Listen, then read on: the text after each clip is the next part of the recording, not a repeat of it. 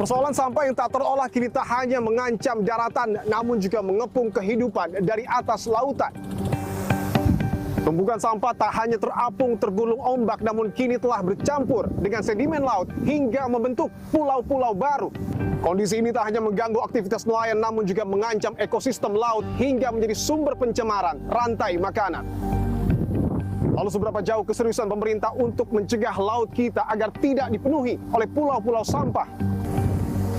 Inilah episode ke-75 di Poin Investigasi. Saya Dipo Nurbahagia. Saya akan menelusuri dan mencari bukti secara langsung dari pulau-pulau sampah yang mengepung pesisir Jakarta.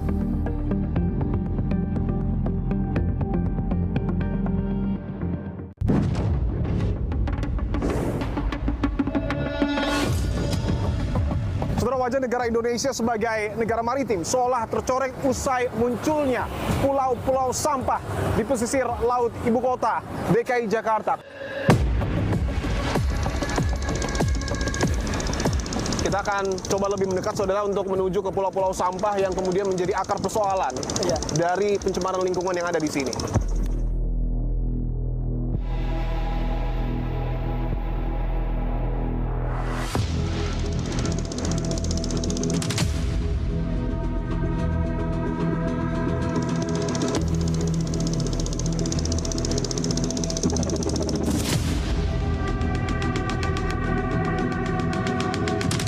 Ini konturnya bisa dilihat ya, sampah bercampur dengan sedimen yang ada di laut, kemudian membentuk sebuah pulau.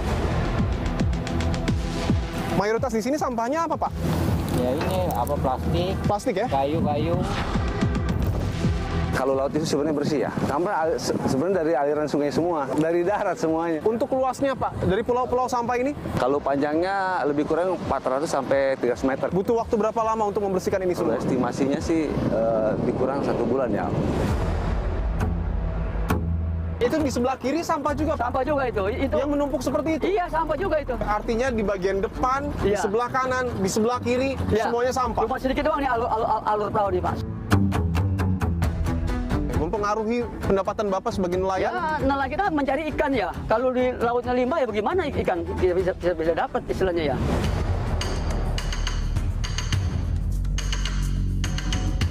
Saya akan coba dalami seberapa besar dampak sampah-sampah ini kepada para warga yang tinggal di wilayah terdekat dari pulau-pulau sampah.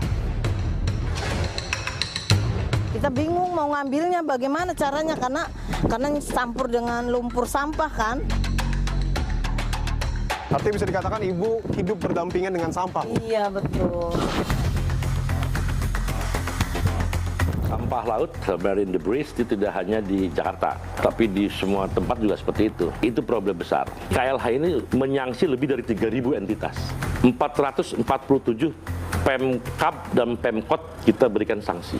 Terkait pengelolaan sampah. Di wilayah Morangke, dalam jangka waktu 8 tahun, mikroplastik meningkat 5 kali lipat. Kami mengamati di 18 wilayah pantai yang ada di seluruh Indonesia, mulai dari Aceh sampai ke Papua, dari Manado sampai ke Kupang, ada wilayah-wilayah tertentu yang mengakumulasi sampah. Kalau di Jakarta sendiri, sampahnya itu belum sebanyak yang dari wilayah-wilayah lain. Saudara, wajah negara Indonesia sebagai negara maritim seolah tercoreng usai munculnya pulau-pulau sampah di pesisir laut ibu kota DKI Jakarta. Kondisi ini, saudara, memaksa para nelayan tradisional kita harus hidup berdampingan dan tidak bisa secara bebas lagi melaut untuk kemudian mencari ikan. Saya telah berada, saudara, di Morangke, penjaringan Jakarta Utara, yang menjadi titik terdekat dari pulau-pulau sampah tersebut berada. Saya akan coba masuk ke dalam untuk melihat secara langsung seperti apa wujud dan juga penampakan dari pulau-pulau sampah, termasuk juga saya akan berbincang secara langsung dengan nelayan tradisional kita yang terdampak oleh keberadaan pulau-pulau sampah. Sampah yang membentuk pulau baru di Teluk Jakarta mulanya adalah sampah-sampah yang mengapung di Muara Kali Adem. Pemprov DKI Jakarta menyebut sampah-sampah itu terbawa aliran sungai yang melintasi Jakarta dan daerah penyangga. Timbulan sampah ini lalu bercampur dengan sedimentasi di muara sungai hingga lambat laut menjadi seperti pulau di Laut Jakarta. Menurut kesaksian nelayan, timbulan sampah itu baru benar-benar terlihat di 1 tahun terakhir. Timbulan sampah yang seolah membentuk pulau itu berjarak hanya sekitar 200 meter dari muara Kali Adem. Pada 1 Juni lalu tampak pulau sampah sepanjang kurang lebih 400 meter dengan lebar 10 meter merintangi muara sungai. Sampahnya didominasi oleh sampah plastik sekali pakai dan juga kayu-kayu. Timbulan sampah di pesisir Jakarta ini bukan pertama kalinya. Februari lalu, hamparan sampah tampak menutupi pesisir Marunda, Cilincing, Jakarta Utara. Sampah ini bahkan membentang hingga 1 km di sepanjang garis pantai. Sementara itu di tahun 2023, timbulan sampah menumpuk di hutan mangrove Muara Angke dan seolah membentuk daratan baru. Sampah yang didominasi plastik itu bercampur lumpur dan kedalamannya mencapai 10 meter. Tak hanya di Muara Angke, sampah menggunung hingga membentuk daratan di pesisir Jakarta juga tampak di kawasan Cilincing. Panjang timbulan sampah itu bahkan mencapai 50 meter. Dan pada tahun lalu Kementerian Kelautan dan Perikanan menyebut ada 20 juta ton sampah yang masuk ke perairan Indonesia. 16 juta ton sampah berasal dari daratan dan sisanya berasal dari aktivitas laut.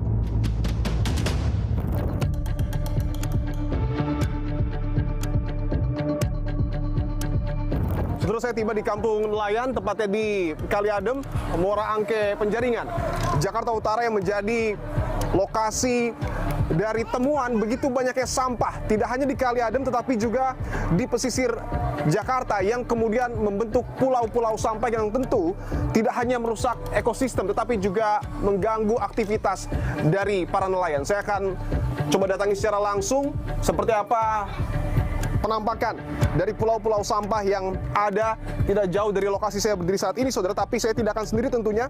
Saya akan ditemani dengan Pak Syahril, nelayan Muara Angke. Pak Syahril, terima kasih untuk waktunya, Pak. Ya, sama-sama. Pak Syahril, saya izin konfirmasi dulu. Bapak betul nelayan yang beraktivitas di Muara Angke? Ya, Bapak itu nelayan, Bapak Citan Munir ya, Bapak dari kecil. Dari kecil, Pak? Dari kecil. Bapak sekolah cuma sampai ke kelas 3 SD. Terus Bapak ya orang tua nelayan ya, Bapak udah putus sekolah sampai sekarang masih aktif. Bapak menjadi nelayan Muara Angke sejak tahun? Udah lama, udah lebih 50 tahun. Sudah lebih 50? Udah 50 tahun. Oke, artinya Bapak tahu seperti apa situasi Kali Adem ini ya, Pak ya? Muara Kali Adem sejak dulu sampai sekarang. Ya, benar. Saya ingin tanya, apakah ada perubahan, Pak? Banyak perubahannya. Dulu Kali Muara Angke ini luas sekali, indah, aman, itu ya. Sekarang juga masih aman sih. Iya. Cuman sekarang udah kena limbah nih itu. Dulu kalau kita baru pulang melaut dari laut, kita langsung mandi-mandi, kadang minum air di sini. Boleh kita mendekat, Pak, untuk melihat Ayo, airnya, Pak? silakan. Ini kapal Pak Syahril? Ya, ini kapal saya, Pak. Saya izin ya, Pak ya? silakan. Yang saya pakai sehari-hari ini, Pak. Oke, saya akan memperlihatkan saudara lebih dekat Ya, kondisi air di sini, Pak ya? Ya, ini air. Oke, artinya dulu bahkan di area ini ada ikannya, Pak? Banyak ikannya dulu. Oke. Sekarang juga masih ada sih, ikan sapu-sapu. Ya lah, nggak ada. Saya izin coba lihat airnya, Pak ya? Ya, silakan. Oke. Silakan. Saya akan coba ambil saudara untuk melihat seperti apa kondisi airnya di sini. Ya, silakan. Sebenarnya kalau secara kasat mata ini Ya, masih terlihat bening ya, Pak ya, tapi memang warnanya kuning. Penyebabnya, Pak, perubahan kondisi air di sini? ya penyebabnya limbah ya, limbah pabrik, limbah rumah tangga. Selain limbah, Pak, yang menarik juga kita dari tadi melihat banyak sampah, Pak. Ya, sampah emang ada aja sih, apalagi kalau hujan turun dari Bogor, itu sampah akan penuh. Ya itulah terjadinya di sana itu, pulau sampah, penumpukan sampah itu ya karena nggak ke ini, walaupun udah diambil ya sama petugas-petugas, tetap aja nggak terpenuhi itu ya. Mempengaruhi pendapatan Bapak sebagai nelayan? Ya, nelayan kita mencari ikan ya. Kalau di lautnya limbah ya bagaimana ikan bisa dapat istilahnya ya. Ikan pun mati kadang-kadang.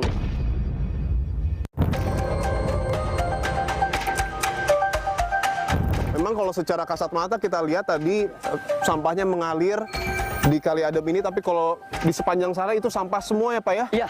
Bisa terlihat sampah di Kali Adem ini bahkan seperti berbaris untuk menuju ke salah satu titik, yaitu pulau-pulau sampah itu, Pak. Jaraknya jauh, Pak, dari sini, Pak? Dari sini ya sekitar 2 kiloan lah pulau sampah itu.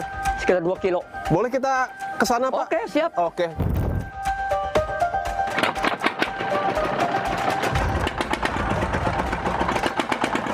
Saudara, saya bersama dengan Pak Syahril akan coba untuk lebih mendekat ya, Pak ya, Ya. ke pulau-pulau sampah yang kemudian viral beberapa waktu yang lalu, Pak. Ini mayoritas memang sampah-sampahnya plastik, Pak. Plastik, mayoritas plastik, Pak. Kebanyakan plastik. Oke, saya akan tunjukkan ya, ini bisa dilihat.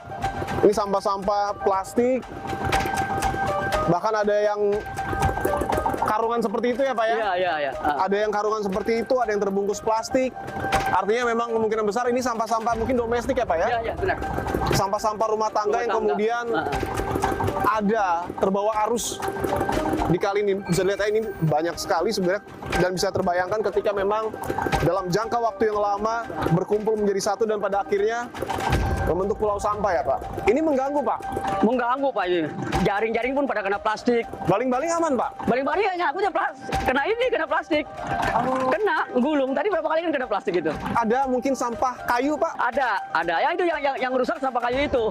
Yang bikin patah baling-baling. Ada kerugian nominal berarti Pak? Ada. Ini satu baling-baling itu harganya 100.000 sekarang Pak. Ya kalau sampai 2 kali patah udah gimana? Keadaan ekonomi sekarang lagi begini.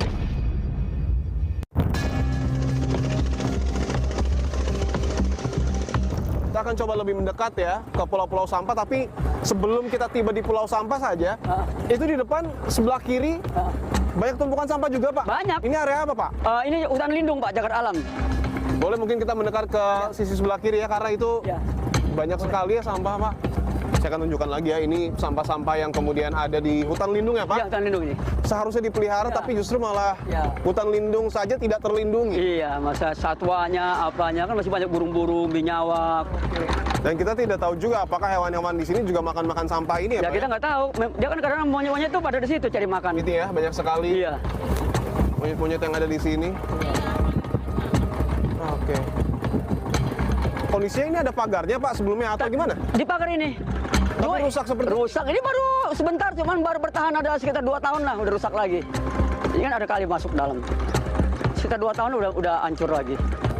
Dan air tentu sumber dari kehidupan, termasuk juga untuk hewan-hewan di sini bisa dikatakan sangat tidak layak untuk dikonsumsi ya Pak? Iyalah, karena udah tercemar sih Pak.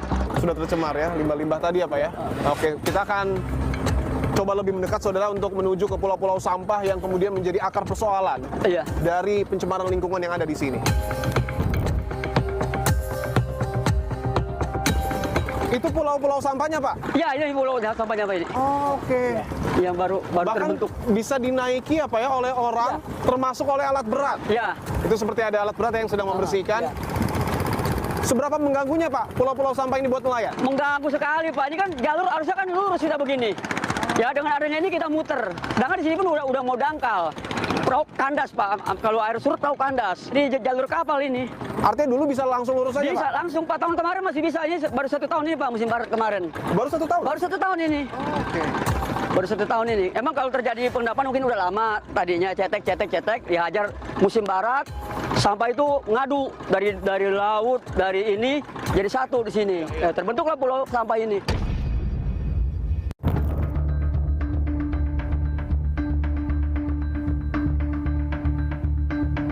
Itu di sebelah kiri sampah juga Pak? Sampah juga itu. Yang menumpuk seperti itu? Iya, sampah juga itu.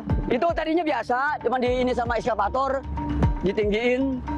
Oke, artinya di bagian depan, di sebelah kanan, di sebelah kiri, semuanya sampah. Cuma sedikit doang nih alur perahu nih Pak. Sedikit aja. Hanya sebatas mungkin berapa Iya, meter ini? cuma paling nggak ada 10 meter. Dan ini berbahaya Pak untuk nelayan? Berbahaya sekali Pak. Ini kita kadang-kadang nelayan mau buru-buru pulang, tahu namanya keadaan dari capek dari laut, kena baling-balingnya, kena sampah. Ya, dan ini bisa berpapasan seperti ini ya? Ya ini Sempit ya? iya, perahu kecil Pak. Kalau perahu agak besar udah kandas. Kalau yang GT-GT 10 udah kandas. Untuk pelampung-pelampung ini Pak, ini apa Pak? Ini tanda untuk nelayan keluar Pak. Jadi nelayan swadaya nih bikin pelampung. Karena dia salah sedikit dia kandas kapalnya. Saya dan Pak Syahril saudara akan coba lebih mendekat ya, dan akan coba mendatangi serta menginjak secara langsung pulau-pulau sampah yang nampaknya saat ini sedang dibersihkan saudara. Saya akan coba dekati.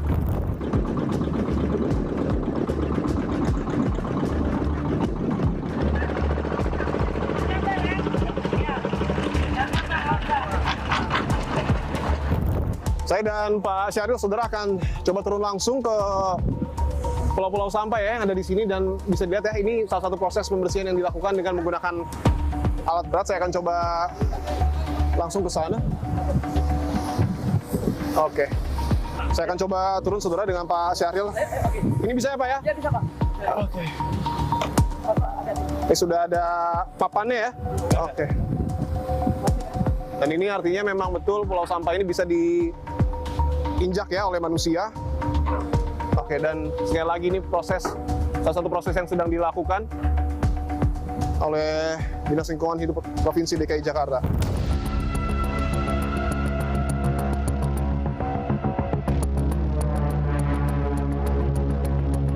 Lewat sini bisa ya, Pak? Saya akan coba melihat lebih dekat, saudara, proses pembersihan yang ada di pulau-pulau sampah ini bersama dengan Pak Pendi selaku Sudin ya Pak ya? Sudin Lingkungan Hidup Kepulauan Seribu Pemerintah Provinsi DKI Jakarta. Pak Pendi, terima kasih untuk waktunya.